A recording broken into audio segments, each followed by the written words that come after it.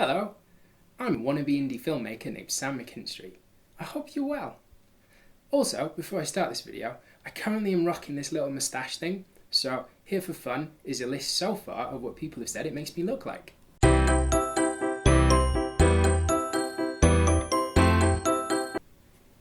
Pretty sure no one's watching this right now, but if you are, why not leave a comment on what you think it makes my face look like? Thanks! Okay, so on to the video. This is Moviefights. It's a show from the YouTube channel Screen Junkies. I love it. The format is really simple. Usually, 3 studio guests debate questions around film that the shows take from Twitter, and then the judge, Andy Signal, my man, awards points to the best argument. Sometimes it gets a bit weird, like the time Spaceballs beat 2001 Space Odyssey for the best film with space in the title, but generally, it's all really well crafted, well argued stuff from very interesting guests. I'm really attached to it. I've watched it grow from good-looking American nerds in a badly lit studio, to good-looking American nerds in a well-lit studio, to just good-looking people in a well-lit studio. One time, they even had Elijah Wood and my man Max Landis. Love you, Max. So why am I making this video? Well, I have a routine, and every Monday morning, I get up at a horribly early time for work so that I can wake up to the day watching movie fights. And recently, on one of the debates, something happened. An answer to a question was given, and it got me thinking. And the more and more I thought about it, the more and more I realised that what I'd just seen, in my opinion, which is always right, was a great explanation of why reboots these days always tend to suck. Not every reboot, there are exceptions, and I'll address those too, but generally reboots and to a lesser extent sequels suck for the very reasons that have been established in this debate. And I've got a lot of spare time while Tom, the really talented one who makes films with me, is busy editing stuff. So I figured I'd make this video. Now, before I begin, I do just want to say, this isn't a criticism of the show. I really, really like the show. And it's not any of those sort of really big topics that are really worthwhile discussing, like gender, race, equality, any of those things. So I'm not going to present a point of view where someone's going to come out of it and call me a social justice warrior or something.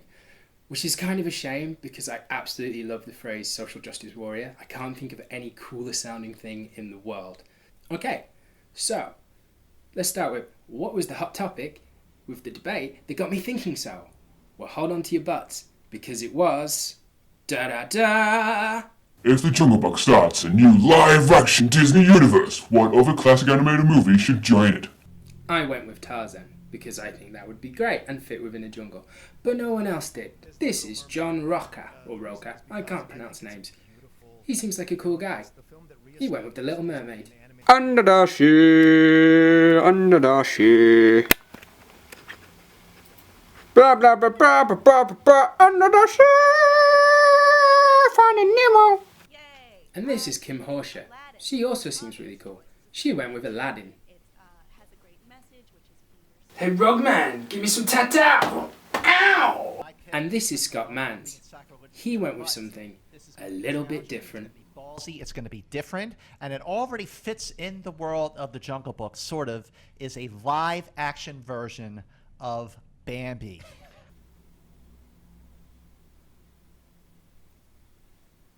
Why? Before I begin this, I do want to say, Scott Manz seems like a very talented, really cool guy who's definitely a much nicer person than me. She's dead. But that all said, this is a really, really, really stupid idea. First of all, and there are many reasons, the first reason is, actually, animals are kind of mysterious and weird. Like, there's a reason why so many wildlife programs have narration and create a story. It's because, actually, animals in the wild, most of what they do is either really inane and boring, or it's for very unclear reasons. Now, sometimes animals are doing really, really normal, we can tell what it is stuff. They're hunting, they're killing, they're eating, they're pooing. But a lot of animals and animal interaction is actually very subtle, or in a way that we don't, as humans, actually perceive and particularly understand. We might understand a deer is angry, but we don't know why that deer is angry. And that's where the narration comes in. Without narration, you're kind of just left with a lot of animals moving around and doing things. And that's kind of boring.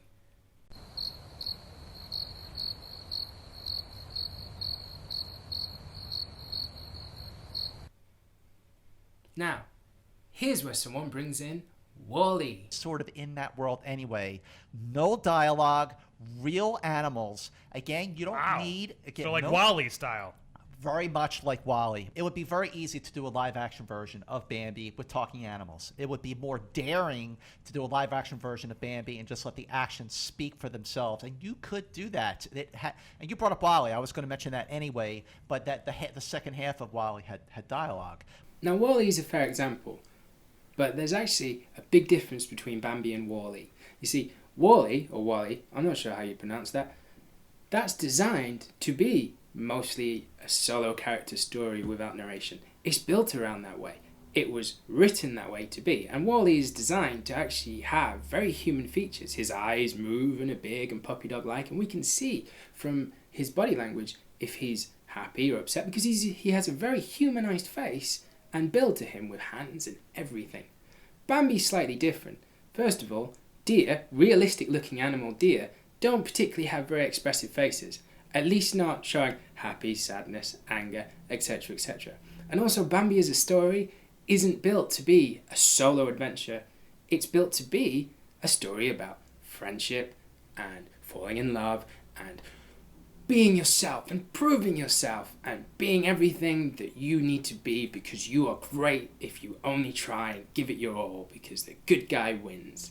That's basically what Bambi's about. Yeah, his mother dies really early on, and it's very emotional, and it's a very dark, hitting moment. It's a very brave thing by Disney, and it's a very effective thing that is one of the things that's given that film such longevity. I'll totally accept that. But away from that, it's about a deer, a rabbit, and a skunk being friends, hanging around, not liking girls, then realising as they grow older, actually our hormones now tell us we really like girls, then finding girls, then having their own children, and Bambi becomes a prince, and there's a fire and stuff. It's not built to be a solo story. Bambi's a prince. Deer don't normally have princes. There isn't a reaction within a deer herd that shows us that someone is a prince. You writing that in, and you have to show it in a non-verbal way without narration, you're either going to have to take a really long time establishing that, using things like a crown maybe that we don't really understand and see, that's going to look kind of stupid, a deer wearing a crown, or you're just going to end up with a bunch of crap and then people are going to have to figure themselves out. And that's not a simple story, is it? That's actually then quite a boring story to watch, because you're just slowing it right down. Bambi is actually a human story. It's called anthropomorphization, I think. I can't really say that word, but that's the word. And it's when we give human traits and emotions and ideals and constructs to animals in order to better communicate. Look at Animal Farm, say, or The Lion King, or big parts of the Jungle Book. It's just what we do. Real deer, real rabbits, a real skunk, they don't have that kind of emotion and connection to us. That's why we give them these human features, so that we can still relate and understand it all while it being about animals. But if you take all that away, you're just left with animals. And then there's another part to this. So you want to make it all realistic, and you want to show it non-verbal by having animals act like animals and let the narrative structure kind of read for itself. Fair enough. But a big part of Bambi is about falling in love. And if you take all the human-y stuff away, then you're taking out a lot of the romance. Now, when humans are romantic, we buy gifts, we say nice things, we send nice cards, we make people go, "Aww," and we're sweet and lovely. In the animal kingdom, it's pretty much just fucking, and it's possibly borderline rape. Especially the rabbit dude. From what I know of rabbits, in my experience, it's pretty much just eating and trying to fuck things. So, you're just going to end up with a realistic animal film with a lot of fucking. Actually, that kind of makes me want to see it.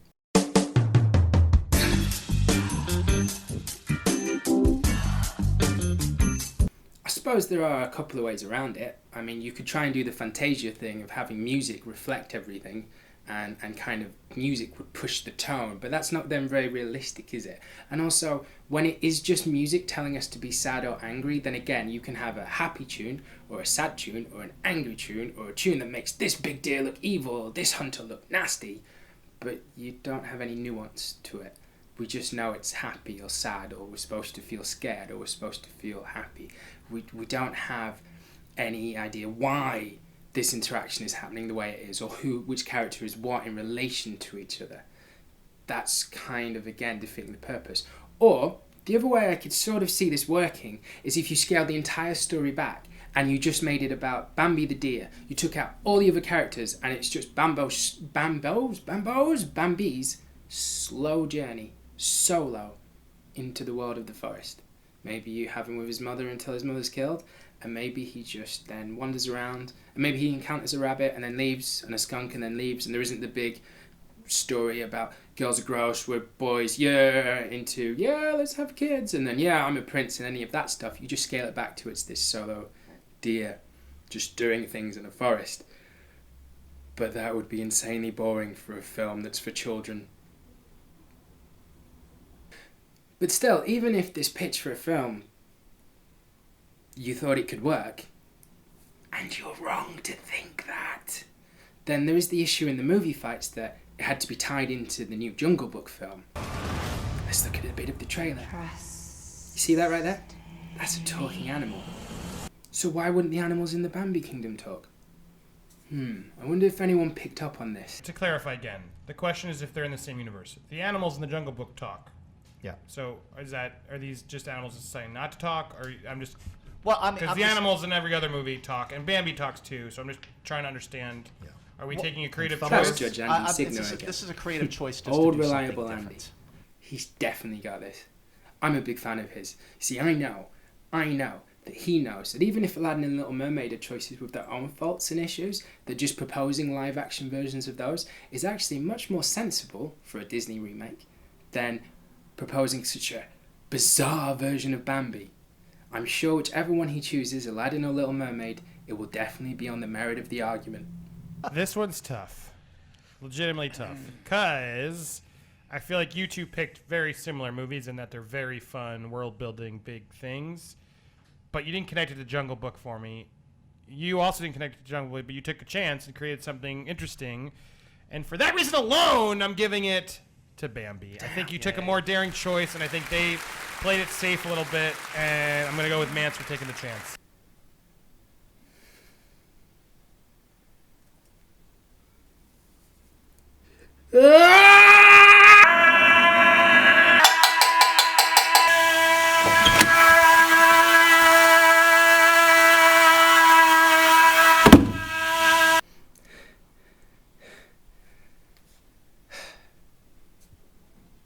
Okay, so you remember when I said that this debate was a really good example of why reboots and sequels suck these days? Well, this is that part. I'd like to start with some words. Challenging, ballsy, daring, different. Ballsy about Bambi. Ballsy? Ballsy. I say ballsy for Bambi. Daring, different from Aladdin, different from Little Mermaid. Need something different and something different from the Jungle So Book. to clarify, daring, challenging film. interesting, daring choice. This is a creative choice just to do something different. Ballsy, different. They're great words, but they're not great reasons to make a film. See, now I want to state, I'm not one of those where, innovation for innovation's sake, it's useless, blah, why you change things, I think that any idea, innovative or not, should be considered on its merit.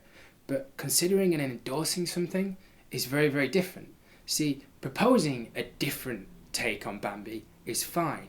I'll listen to that and then discuss it. And I hope I've already shown good reasons why I think that's a stupid idea.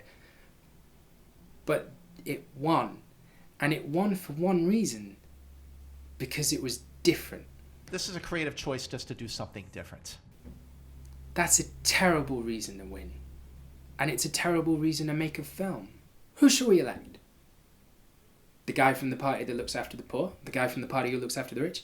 Or the guy who is half horse? Well, the half horse guy's different. Yeah, but he sort of wants to start wars and stuff. Well, he's half horse. He's different. Let's vote for him. You're just ending up with madness when you start going the route that different is always positive. Oh, and also, it kind of suggests that maybe on the next show, the next person could just come in and propose as wacky an idea as possible, and they'd win, because their idea was different. A new sequels franchise built around Babe the Pig, an alien film that's a musical. A film about how Queen Victoria stopped Terminators. These are all different, but none of them are good. But away from that, The fact is that this is a Bambi film we're talking about. Like, if Scott Manz was pitching an original film, then fair enough. I'd explain why I don't think that's a good idea without the context of Bambi, and then he wouldn't be constrained by having to have a rabbit and a skunk and concepts of princes and boys not liking girls but then growing up to like girls and starting their own family and growing up and dealing with loss and everything else. He'd have full reign to pitch his own story and his own direction for his animals to go in, and that would be a lot easier for him. But it's not. It's a Bambi remake, and when you make a Bambi remake, you have to be true to Bambi. You see, this is what keeps happening. People get attached to films. When they don't get sequels. John Carter. They just get dismissed.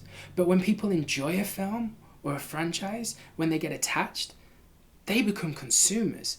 But they invest in it. They put their hearts and souls into it. Maybe they just buy a poster. Maybe they buy a toy. Maybe they go out and fill their room. Or maybe they wear t-shirts with slogans from something.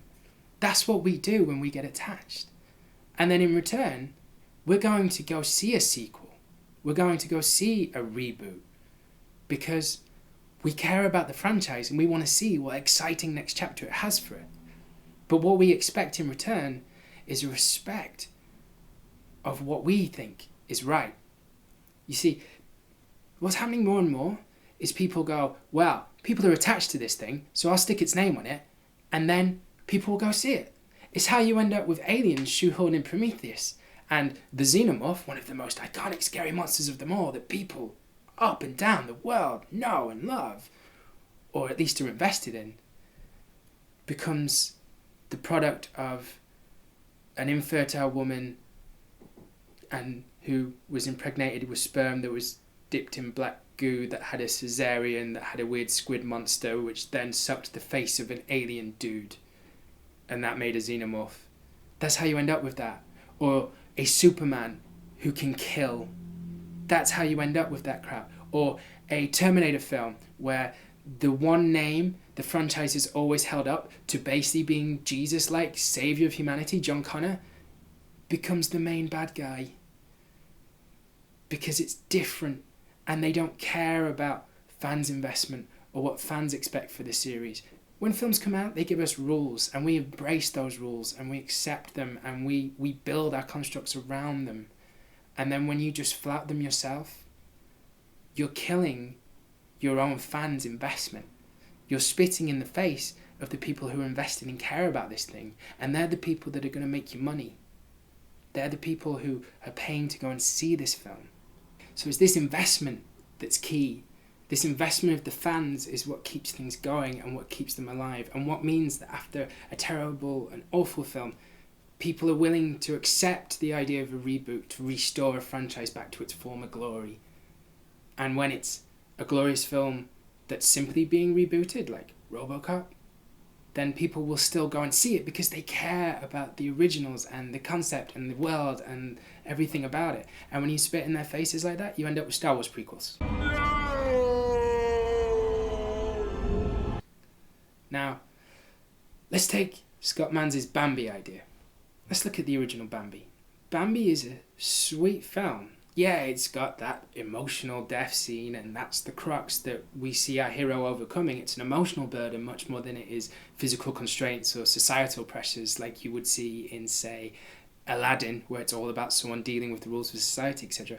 But it's still at its heart very fun and cheery, and there's lots of fun interaction from a very amusing skunk and a rabbit and a deer as they go off on this childish adventure, and they overcome their burdens, and then they grow as people and we see them fall in love and we get invested in them.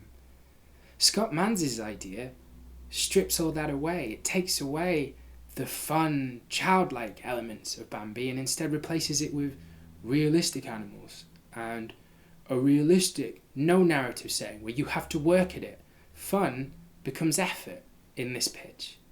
Fun simply becomes you'll have fun if you understand it and you make the effort to get it. But if you just want to sit back and enjoy a nice story about children growing up, well, this isn't the film for you. And that's fine, like I said, in an original pitch. But people are going to go see this because there's Bambi on the marquee, because it says it's Bambi. And people who expect to go see Bambi know the type of story they're expecting and the type of experience they're expecting. They're not going to get that with Scott Manz's film. They're going to come out disappointed and feeling like they were shortchanged, or, at worse, that this somehow betrayed the original. Now, maybe it doesn't.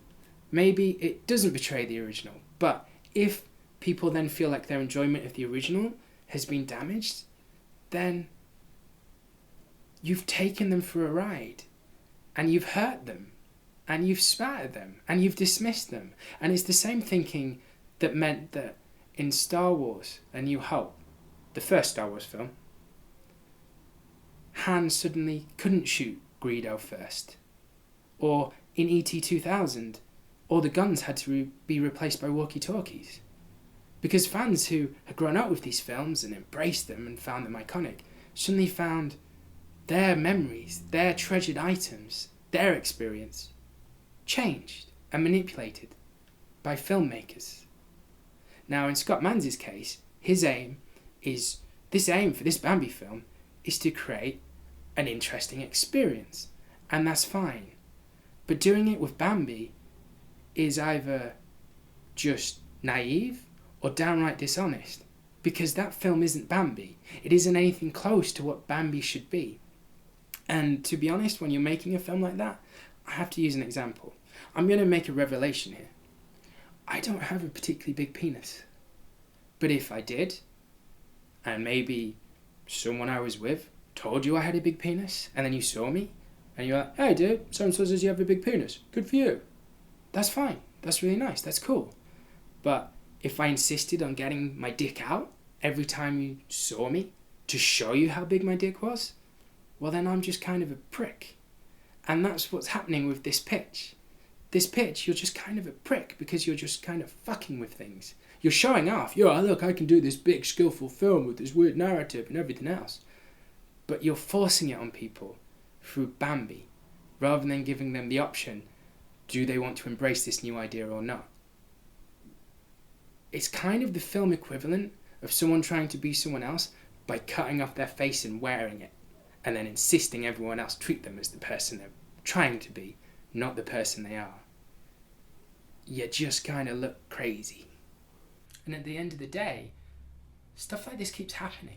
Not so much the artistic side as story decisions and plot devices that really piss on the installments fans liked of things in order to fulfill someone else's ideas. And those ideas don't really take into account what fans might want or expect or care about, and simply goes with what this person on their own thought was worth doing.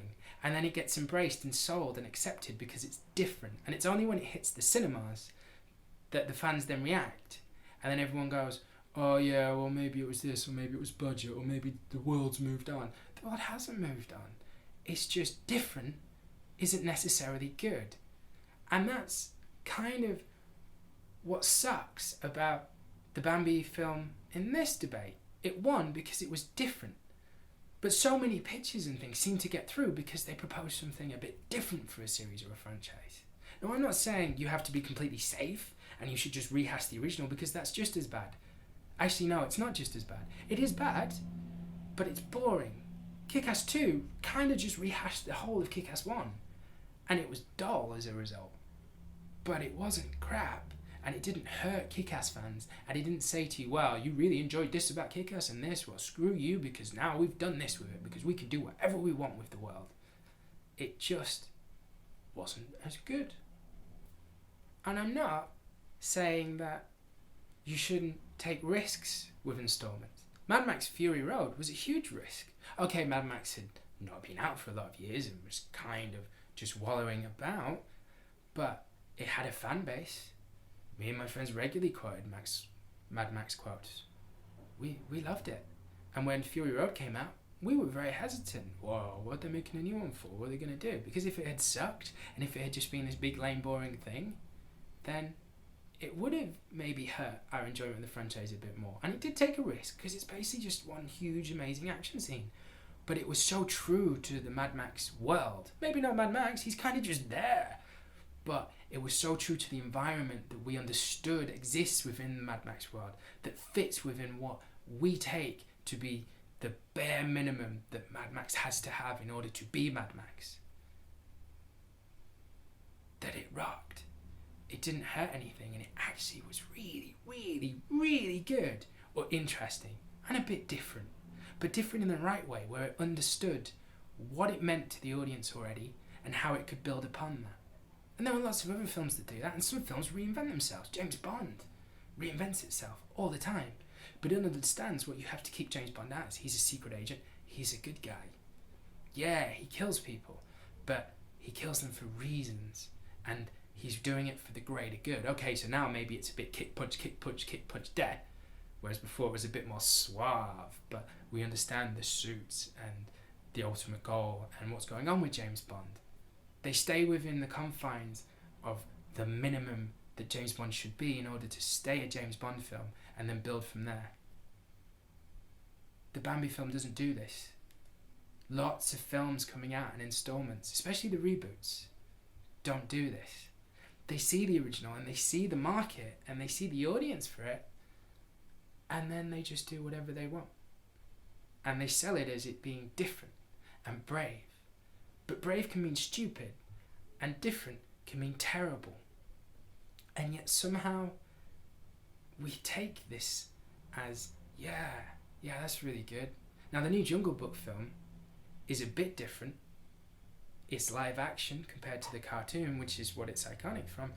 But there's a reason why the trailer pretty much ends with the whistling of the bare necessities. Because they understand that the original Jungle Book means something to fans. And they know they're not going to kill Mowgli halfway through. They're not going to have Kaa become a good guy. They're not going to have Baloo be a rocket ship. They're going to stay within what people would expect from the Jungle Book and then branch out to tell their own story. Will it be good or not? That will be down to lots of factors. But it gives itself a chance if it stays within those confines. Now, the Bambi reboot that Scott Manz proposed, that won the debate because it was different, was a non-starter. That film would never work as a Bambi film. Just like the prequels never worked as Star Wars films. Just like the new Terminator with John Connor as the bad guy, which they gave away in the trailer, was never going to work as a Terminator film. Because it had already taken itself so far away from what where the audience was with that franchise, that it left itself no chance. None. And that's what happens, because different becomes the key. Different and brave or ballsy become the ideals. And the more and more in film that becomes the pitch. You know what was sold as different? Pixels. You know what was sold as brave? The Phantom Menace. You know what films sucked? Those. So what am I trying to say? Well, next time a studio or a film is pitched or announced that says, yeah, we're doing this, but we're doing a reboot and we're going to do it from this angle, or we're going to take it like this, we can go, yeah, that is a bit different. Yeah, that is kind of brave, I suppose. But is it a good idea? And that's it. Thanks for watching. Bye!